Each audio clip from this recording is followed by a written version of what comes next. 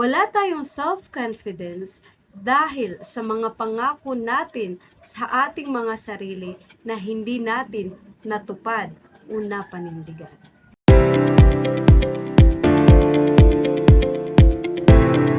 Welcome back to Jennifer's Diary. Today, we are going to talk about self-confidence. Ang self-confidence ang siyang nagsisilbing fuel natin upang makagawa ng isang bagay. Ito ang nagbibigay sa atin ng lakas at tibay upang maisagawa ang isang imposibleng bagay ng walang pag-aalinlangan. Subalit, marami sa atin ang walang mataas na self-confidence o walang tiwala sa sarili. Maniniwala ka ba kung sasabihin ko sa'yo, tayo mismo madalas ang dahilan kung bakit wala tayong self-confidence? Sa mga panahong o pagkakataong binibigo or hindi natin natutupad ang mga pangako or sinasabi natin sa ating mga sarili, nagkakaroon pala ito ng negative impact sa ating subconscious.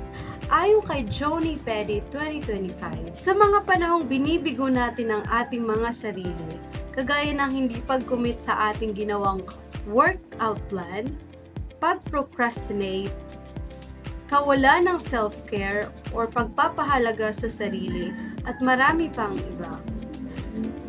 Nagbibigay pala ito ng mensahe sa ating subconscious mind or subconscious self na our words doesn't matter.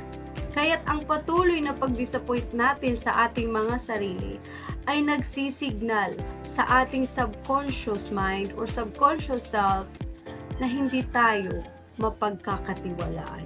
Which later on, nakapagdudulot ng mababang pagtingin natin sa ating sarili. That's why, kung ganito ang behavior natin, wala tayong isang salita, wala tayong pagpapahalaga sa mga salitang sinabi natin sa ating mga sarili. Madalas, or kapansin-pansin, tayo ay may takot, duda, at pag-aalinlangan sa tuwing mayroon tayong gagawing bagong bagay or sa tuwing tayo ay mahaharap sa isang unfamiliar situation sa buhay natin. Now, if you're thinking, paano naman natin marirebuild ang self-confidence natin? Simply lang, you can start on small things by committing on your plans, promises, and goals for yourselves. And make it non-negotiables.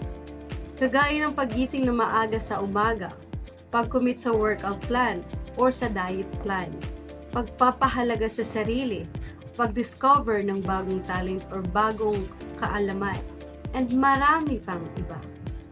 You can do it on a very simple ways na kaya mong gawin.